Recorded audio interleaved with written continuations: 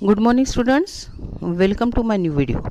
In this video we will see the remaining part of the second lesson of history, a rise of new kingdoms, and this video is a part 2 of this lesson. In the first part of this lesson we have seen some new words and their meanings. Then we have seen about North India, origin of the Rajputs. During the medieval period, early medieval period, the Rajputs dominated northern India from about 750 CE to 1000 CE. And then we have seen some names of these Rajput clans in first part of this lesson. We have seen there about the Tomars. Then we have seen the Chauhan dynasty. Then we have seen the Solankis dynasty. Then Paramaras. Then Gahadavlas and then Chandelas of Bundelkhand. Then we have seen about the Gurjara and Pratihara. Then on page number 16 we have seen about the Pala dynasty. Dharampala and the Devpala were two great leaders from Pala dynasty, and Gopala founded this Pala dynasty. Okay, then we have seen about the Deccan region. The Deccan was the region between the rivers and Krishna, Krishna and Narmada, and there were some dynasties ruled during the medieval period. First, Rashtrakuta. We have seen about the Rashtrakutas, and Danti Durga or the Danti Varman was the founder of this Rashtrakuta kingdom. Okay, and in this video we will see about the other kingdoms of the Deccan. 1 minute. Other kingdoms of the Deccan. First, the Chalukyas. The Chalukyas or Kalyani were also known as the later Chalukyas or Western Chalukyas. The most famous ruler of this dynasty was a Vikramanka, and ये जो Chalukya dynasty थी दक्कन में, यहाँ के famous ruler कौन से थे? विक्रमनका. Okay, then next dynasty we have to study about these Kaktiyas. Kaktiyas kingdom lay between the Krishna and Godavari rivers, और इनका kingdom कहाँ पे था? कृष्णा एंड गोदावरी रिवर्स के बीच में जो एरिया है वहाँ पे. The rulers of this dynasty ruled from 12th to 13th century. अब यहाँ के जो भी रूलर्स थे काकतियास के, उन्होंने 12th से लेके 13th सेंचुरीज तक यहाँ पे रूल्ड किया. Their territories were taken over by the sultans of Delhi in the early 14th century, and 14th century के शुरुआत में ही जो भी उनका एरिया था, टेरिटरीज थी, ये दिल्ली के सुल्तान ने उनसे ले ली. Kaktiya's kings were followers of Shaivism and were great patrons of Sanskrit and Telugu. और ये शैविज्म को फॉलो करते थे Kaktiya's rulers, kings, and they were the great patrons of Sanskrit and Telugu. And you know what is mean by patrons? Supporter. Okay, support करना, protect करना. That is called the patrons, and these rulers, these kings from Kaktiyas were great patrons of Sanskrit and Telugu. Okay, Sanskrit language and Telugu language. Then next, Yadavas. Bilamma founded the kingdom in 12th century. Their kingdom comprised the area between the Narmada and the Godavari rivers. And ये जो यादवाज थे, who founded this kingdom? Bilamma in the 12th century, and which was the area of this kingdom? Between the Narmada and the Godavari rivers. Narmada and Godavari rivers के बीच में जो area है वहाँ पे ये यादवास किंगडम था। The kingdom was famous for its trade, prosperity and riches. And ये जो किंगडम था ये ट्रेड के लिए फेमस था। ट्रेड मीन्स बिजनेस, व्यापार करते थे ये लोग, इसके लिए ये किंगडम यादवास का फेमस था। एंड रिच, प्रॉस्पेरिटी, बहुत ही अमीर किंगडम था ये। Okay, their territories were annexed by the Khilji rulers in the 14th century. और ये जो खिलजी रूलर्स थे इन्होंने इनका एरिया, इनकी टेरिटरीज छीन ली थी 14th सेंचुरी में। Then next we have to study about Hoysalas and the Dwar Samudra. Okay, on page number 17. The most powerful king was Vishnuvardhan, and from this dynasty there were most powerful king was Vishnuvardhana. Vishnuvardhana ये बहुत ही powerful king था। ये जो Hoysala of द्वार समुद्रा dynasty थी यहाँ का। He ruled over the region of present day Karnataka. And अभी जो कर्नाटका एरिया है वहाँ पे ये राज्य करते थे। The kingdom was later taken over by the Delhi सल्तनत। और वहाँ ये जो किंगडम था ये बाद में जो दिल्ली सल्तनत थी उन्होंने छीन लिया था। The kings during early medieval times were powerful, but not all powerful, as they shared their power with samantas or subordinate officers, as well as with the peasant groups, traders, guilds, and the brahmanas. And in earlier period, the kings, the rulers were most powerful. Okay. But not all powerful, as they shared their powerful with samantas. And लेकिन ये पूरी तरह से powerful नहीं थे, तो उन्हें अपना जो भी पावर था वो किसके साथ शेयर करना पड़ता था? विथ देयर समानताज, मीन्स सब ऑर्डिनेट ऑफिसर। जो भी वहाँ पे सूबेदार ज़मींदार रहते थे उसे उन्हें समानताज कहा जाता था, सब ऑर्डिनेट ऑफिसर्स। उनके साथ इनका पावर शेयर होता था। And as well as with peasant, कुछ पीजेंट ग्रुप्स रहते थे, वो पीजेंट ग्रुप्स भी बहुत ही पावरफुल रहते थे। ट्रेडर गिल्ड्स, ट्रेडर्स के ग्रुप्स रहते थे, एसोसिएशंस, गिल्ड्स मीन्स एसोसिएशन। इनके साथ भी इन्हें अपना पावर शेयर करना पड़ता था। एंड ब्राह्मणास, कुछ ब्राह्मण्स भी बहुत ही पावरफुल रहते थे, उनके साथ भी ये अपने पावर शेयर करते थे। The kings wielded power and authority on all matters civil, military and political with their help.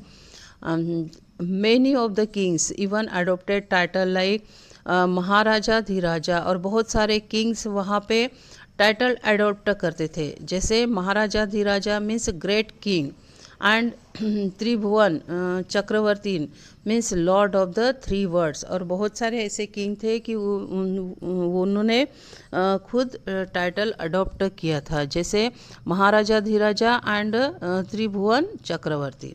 Okay, then we have to study about struggle and the conflict for control and wealth.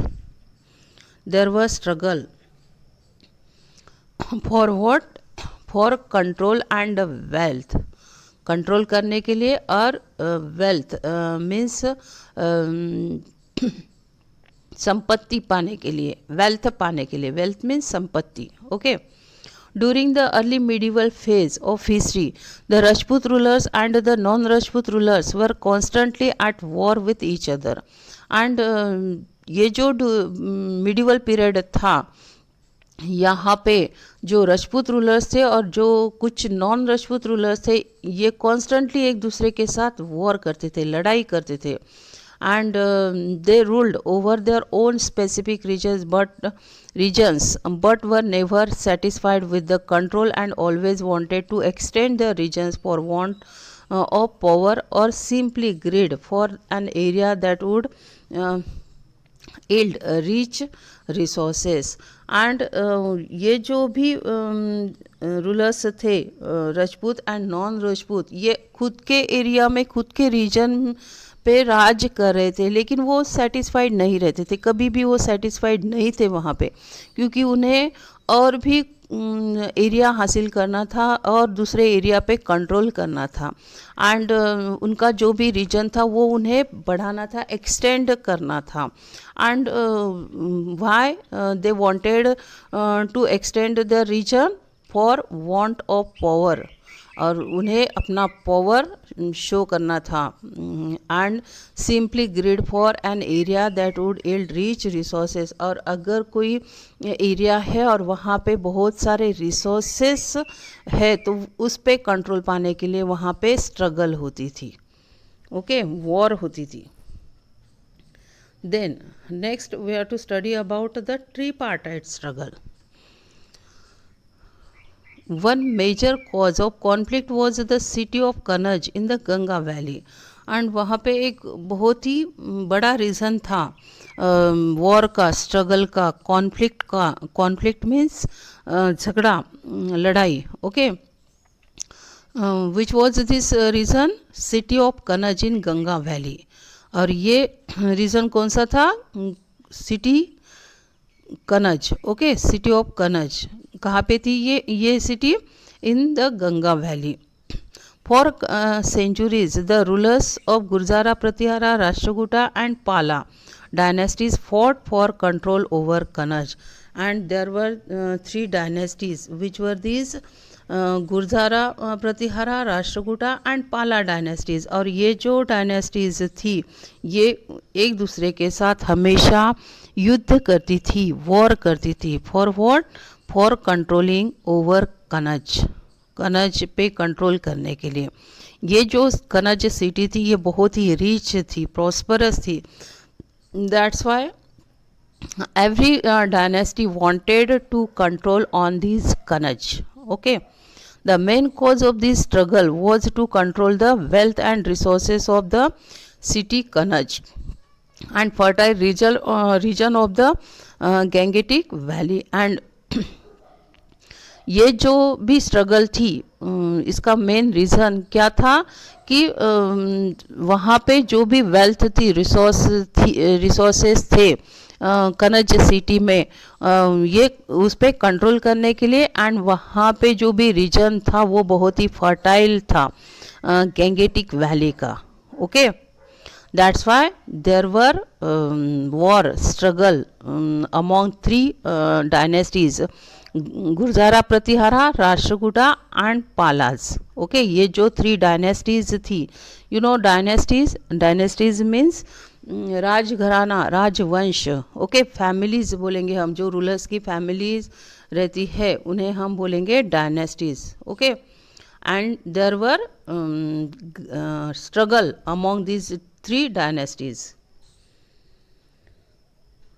This struggle between the three dynasties is suitably described as the tripartite struggle. और ये जो three dynasties थी इनके बीच में ये struggle होने की वजह से ये जो स्ट्रगल थी इसे ट्रीपार्टाइज स्ट्रगल कहा गया.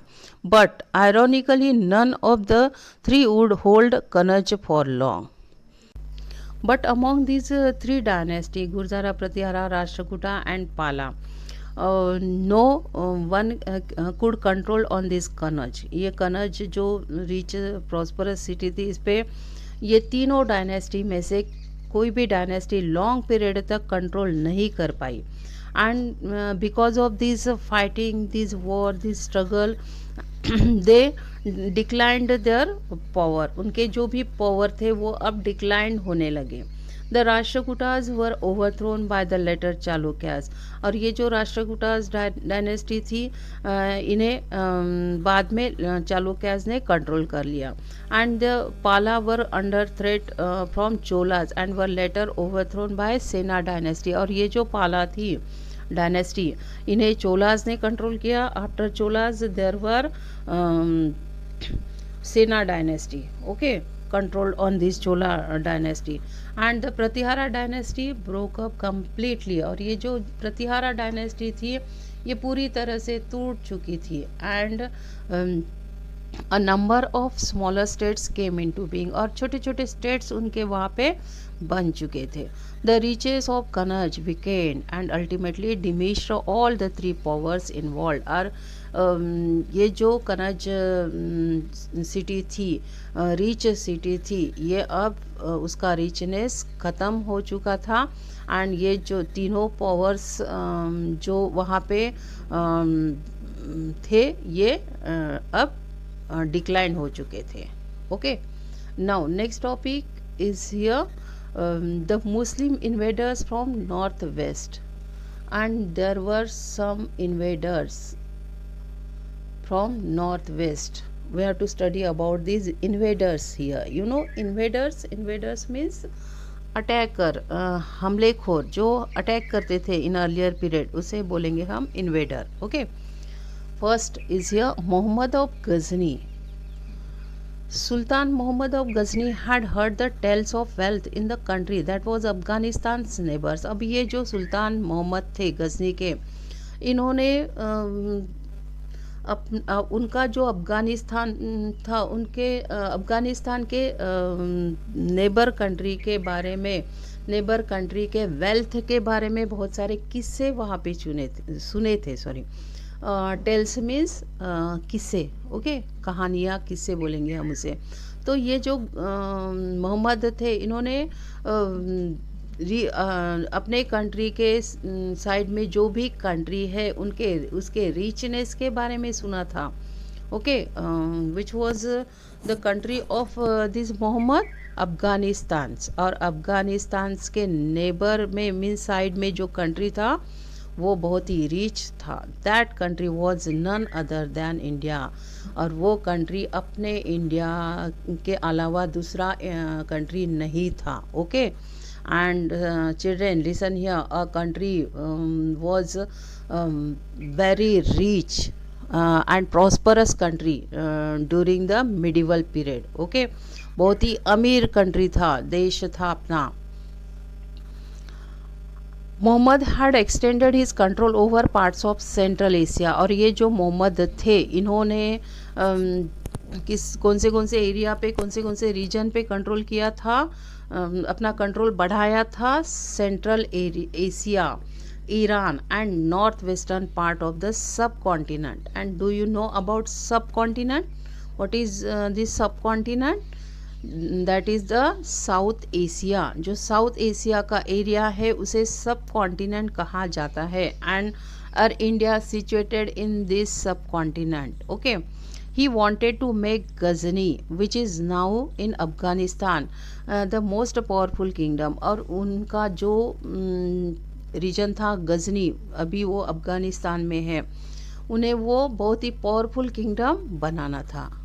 ये जो मोहम्मद थे, इन्हें अपना जो गजनी था इसे बहुत ही पावरफुल किंगडम बनाना था. He needed a large army and a lot of resources and wealth for that. और उन्हें अपना गजनी, अपना किंगडम पावरफुल बनाने के लिए किसकी ज़रूरत थी? आर्मी, लार्ज आर्मी की ज़रूरत थी. And lot of resources and wealth for that. पैसा भी चाहिए था, रिसोर्सेस भी चाहिए थी और लार्ज आर्मी भी चाहिए थी अपना किंगडम पावरफुल बनाने के लिए. He was aware of the wealth of the kingdoms of northern India. और ये उन्हें पता था कि अपने इंडिया के जो किंगडम्स है, अपने नदर्न इंडिया के जो किंगडम्स है, ये बहुत ही रिच है, प्रॉस्परस है. वहाँ के वेल्थ के बारे में वो अवेयर थे. Money was required to raise a large army. उन्हें अपनी जो आर्मी थी वो लार्ज बनाने के लिए, बड़ी बनाने के लिए पैसों की ज़रूरत थी. He led the first invention to get hold of the wealth in India. 1 minute. It was not difficult for Mohammad to invade India. और ये उनके लिए ज़्यादा डिफ़िकल्ट नहीं था इंडिया पे अटैक करना, इन्वेड करना. इन्वेड मीन्स अटैक करना. Disunity among the rulers made Muhammad's task easier. और in our India there were disunity among the rulers. वहाँ पे यूनिटी नहीं थी रूलर्स में, एक दूसरे के साथ हमेशा वॉर होती थी, लड़ाइयाँ होती थी। इन लड़ाइयों की वजह से इंडिया में डिसयूनिटी थी। And disunity among the rulers made Mohammad's task easier. He raided India 17 times between 1000 CE and 1025 CE। एंड ये जो मोहम्मद थे गजनी के, इन्होंने 17 टाइम्स अटैक किया अपने इंडिया पे। And when between 1000 CE to 1025 CE he defeated the rulers of north western India. और उन्होंने नॉर्थ वेस्टर्न इंडिया के रूलर्स को हराया। And plundered cities, plundered means लूटना। उन्होंने सिटीज़ को लूटा, पैलेसेस एंड टेम्पल्स को, जो भी वहाँ पे वेल्थ थी वो लूट के वो चले गए। The raid on Somnath Temple to 1026 CE in Kathiawar was the most famous raid। और जो सोमनाथ टेम्पल पे रेड किया था मोहम्मद ऑफ गजनी ने, वो बहुत ही फेमस रेड था कथियावार में। Okay, the temple was demolished. और ये यहाँ का ये जो टेम्पल था सोमनाथ टेम्पल, ये पूरा उन्होंने डिस्ट्रॉय कर दिया था। And its wealth carried back to Ghazni. और यहाँ की जो भी वेल्थ थी, पैसा था, ये सब कुछ वो लेके भाग गए थे। Much of the wealth from India was use to create the capital city of Ghazni. और जो गजनी की कैपिटल सिटी वहाँ पे उन्होंने बनाई थी, वहाँ उसके लिए ज़्यादा से ज़्यादा जो वेल्थ यूज़ की थी वो अपने इंडिया की ही थी। Okay, Mohammad was successful because he was a well organised general. और ये जो मोहम्मद थे ये सक्सेसफुल क्यों थे? क्योंकि ये वेल ऑर्गेनाइज्ड जनरल थे। ही प्लान इन एडवांस, ये पहले ही प्लान कर देते थे। And to care of all the needs of his soldiers. और उनके जो भी सोल्जर्स थे उनकी वो बहुत ही अच्छे से केयर लेते थे।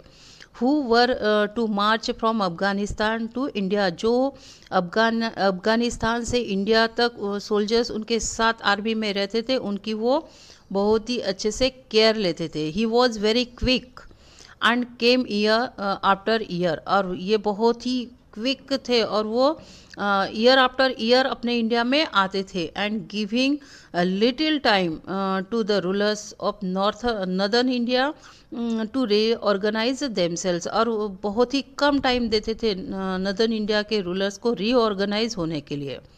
Okay, Sultan Mohammad patronised a scholar Al Beruni. और ये जो सुल्तान थे मोहम्मद, ये अल बेरूनी जो स्कॉलर पर्सन थे उन्हें पैट्रोनाइज्ड करते थे। पैट्रोनाइज मीन्स उन्हें सपोर्ट करते थे, उनका प्रोटेक्शन करते थे। ओके, पैट्रॉन मीन्स सपोर्ट करना, प्रोटेक्ट करना। And this Al Beruni wrote an Arabic account. और ये जो अल बेरूनी थे उन्होंने अरेबिक अकाउंट्स लिखा। and which was this account Kitab-i-Hind, and which is a detailed account of the Indian subcontinent and invasion। और ये जो किताब-i-हिंद है इसमें पूरा डिटेल अकाउंट है इंडियन सब कॉन्टिनेंट और यहाँ पे होने वाले इन्वेशन के बारे में। इन्वेशन मीन्स अटैक, हमला। It is an important source for the historians. और ये जो अकाउंट है किताब-i-हिंद, who wrote it? Al Beruni. Okay, ये जो अल बेरूनी ने किताब-i-हिंद लिखा हुआ है, यहाँ पे पूरा डिटेल मिलेगा, हमें डिटेल अकाउंट मिलेगा इंडियन सब कॉन्टिनेंट के बारे में और यहाँ पे जो अटैक हुए थे उनके बारे में। It is an important source for the historians. और ये अकाउंट बहुत ही इम्पॉर्टेंट सोर्स माना जाता है हिस्टोरियंस के लिए। Who are historians? हिस्टोरियंस किसे बोलेंगे हम? जो पास्ट के बारे में कुछ स्टडी करते हैं और हमें इंफॉर्मेशन प्रोवाइड करते हैं. That persons are called the historians. After Mohammad's death in 1030 CE his successor showed no interest in India. और ये जो मोहम्मद थे, इनकी डेथ के बाद, कब इनकी डेथ हुई? 1030 CE को. उनके जो भी सक्सेसर थे उन्होंने इंडिया में इंटरेस्ट नहीं दिखाया. Then next is here Ghurids. We have to study about Ghurids. Muhammad Ghori was also an invader who marched across the mountain passes in the northwest to reach India. And second invaders कौन थे? मोहम्मद घोरी. And ये कहाँ से आते थे? Mountain pass करके ये north west में पहुँचते थे अपने इंडिया में. As his name suggests, he was from Ghor, a small kingdom in present day Afghanistan. और उनका नाम कैसे मिला है? ये घोर से थे. ये छोटा सा किंगडम है अफगानिस्तान में. Actually, the ruler of Ghor was a vassal of Muhammad of Ghazni. Actually real में ये जो मोहम्मद घोरी थे, ये मोहम्मद गजनी के वैसल थे. वैसल मीन्स सर्वेंट, सबऑर्डिनेट थे. However with Mohammad's death his dynasty decline. और ये जो मोहम्मद थे, मोहम्मद ऑफ गजनी, इनकी डेथ होने के बाद वहाँ उनकी जो भी डायनेस्टी थी, उनका जो भी राजघराना था, वो डिक्लाइन हो चुका था. And Muizzuddin Mohammad took advantage of this situation. और ये जो मौजूद्दीन मोहम्मद थे, उन्होंने इसका फ़ायदा लिया. And made Ghor independent. और उन्होंने अपने घोर को इंडिपेंडेंट कर दिया. Ghor means region of this Mohammad Ghori. Okay. He went a step ahead and established a control all over Ghaznavid territories. और उन्होंने पूरे जो भी गजनाविड टेरिटरीज़ थे उस पर कंट्रोल कर लिया. विद दैट मौजूद्दीन मोहम्मद और मोहम्मद घोरी बिकेम पावरफुल. और इसकी वजह से ये वहाँ पे पावरफुल बन चुके. And chalk out his ambitions to conquer as well as plunder for wealth. और उन्होंने अपने जो भी एम्बिशंस थी ये यहाँ पे पूरी की.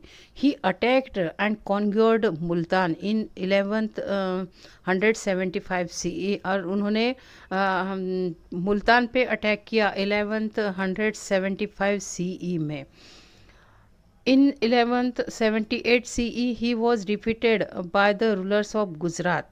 और 1178 में गुजरात के रूलर ने इन्हें हराया. After this setback he based himself in Punjab. And from there he prepared himself for the campaigns towards Delhi and Ganga valley. और उसके बाद ये पंजाब में रुके और वहाँ पे उन्होंने खुद को प्रिपेयर किया for the campaigns towards Delhi and Ganga valley. Delhi पे और गंगा वैली पे कैंपेन्स के लिए इन्होंने खुद को प्रिपेयर किया. During the same period in 1178 CE Prithviraj Chauhan ascended the throne of Ajmer. And वही पीरियड में 1178 CE में यहाँ पे पृथ्वीराज चौहान सिंहासन पे बैठे थे अजमेर में.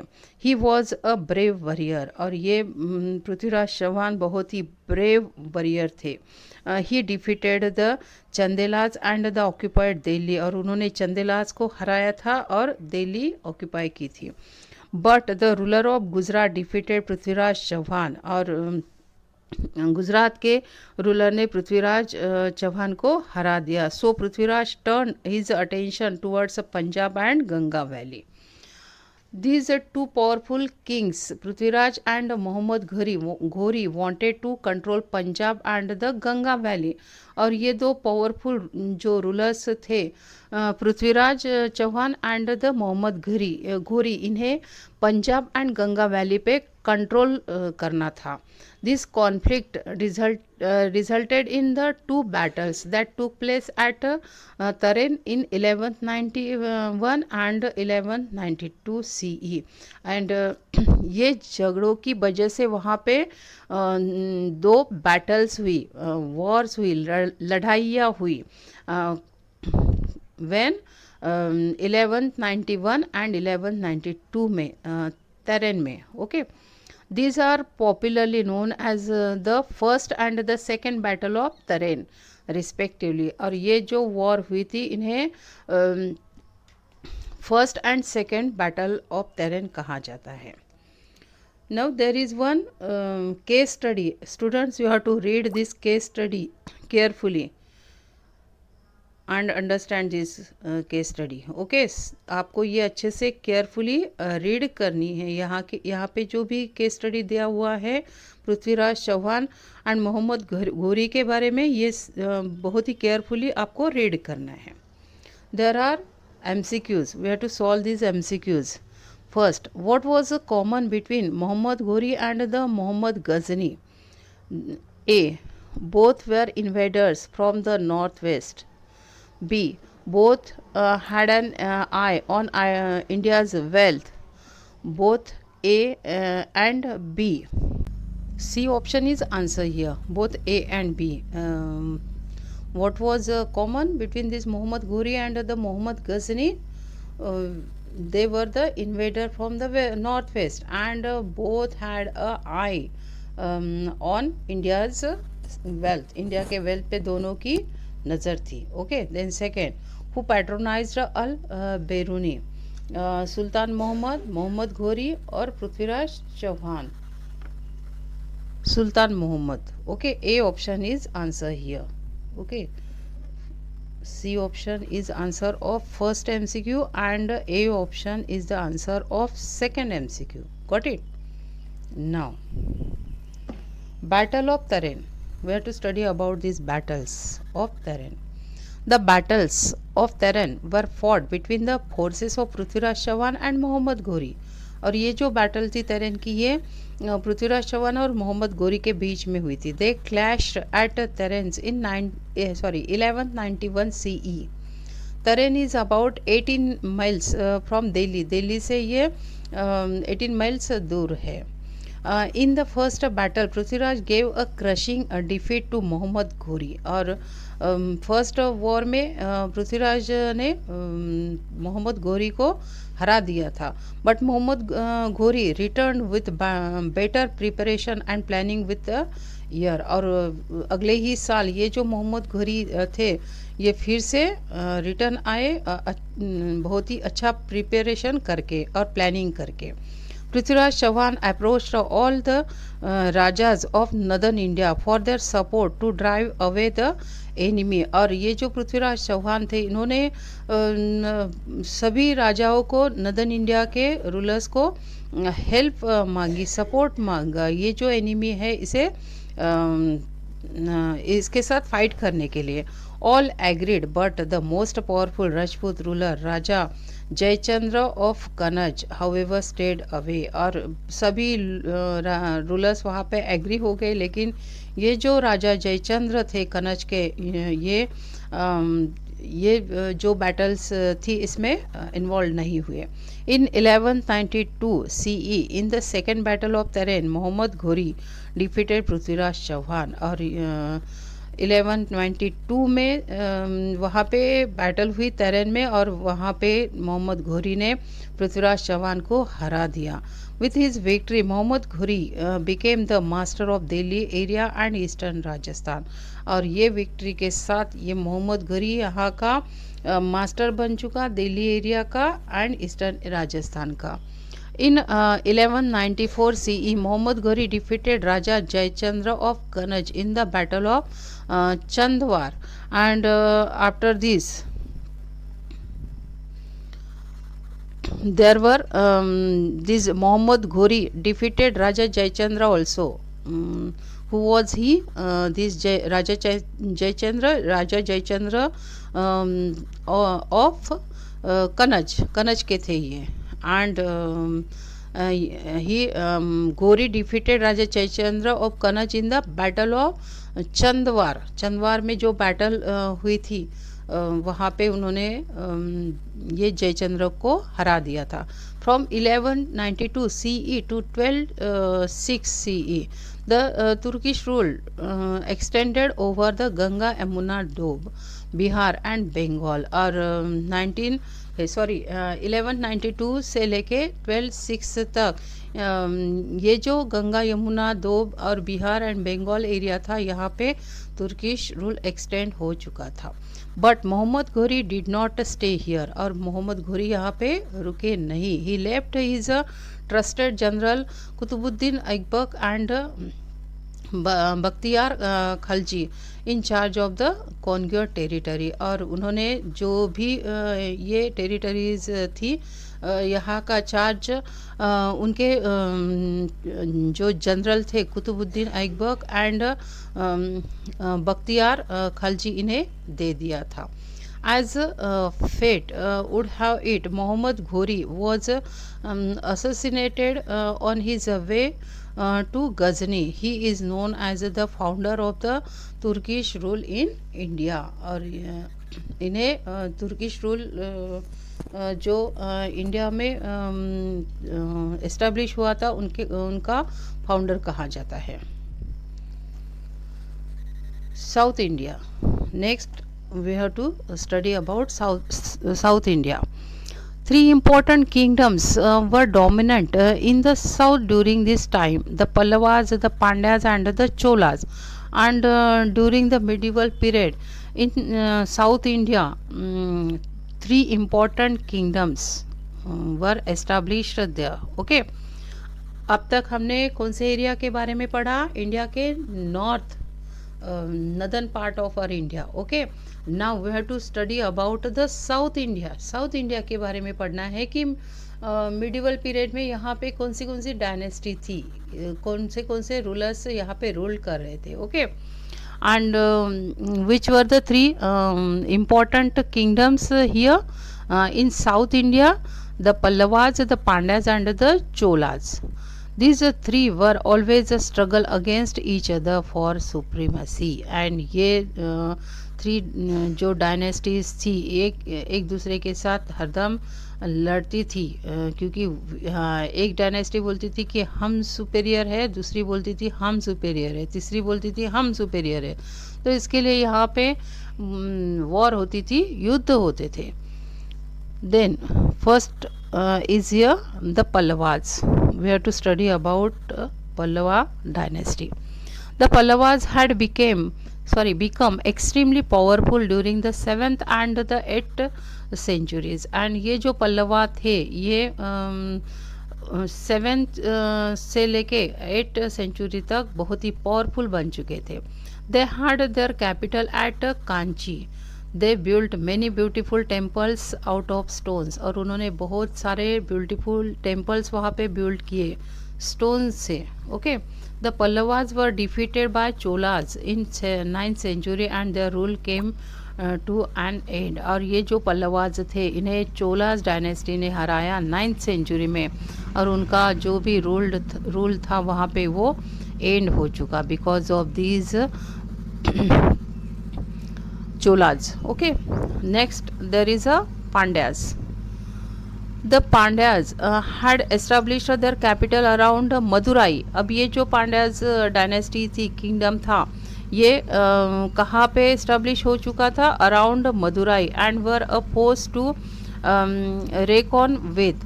And detail about their rings is given in the account of Marco Polo. अब अगर हम पांड्यास के बारे में कुछ पढ़ना चाहते हैं डिटेल में, तो हमें कहाँ पे मिलेगा इसका record? Accounts of Marco Polo. ये जो मार्को पोलो थे, इन्होंने कुछ लिखा था इनके बारे में, उनके रिकॉर्ड में हमें डिटेल में मिल जाता है. पूरी डिटेल इंफॉर्मेशन पांड्यास के बारे में हमें मिलती है. The kingdom decline towards the 14th century. अब ये जो पांड्यास किंगडम था, ये 14th century में डिक्लाइन हो चुका था. Then we have to study about Cholas dynasty, Chola's kingdom. Okay.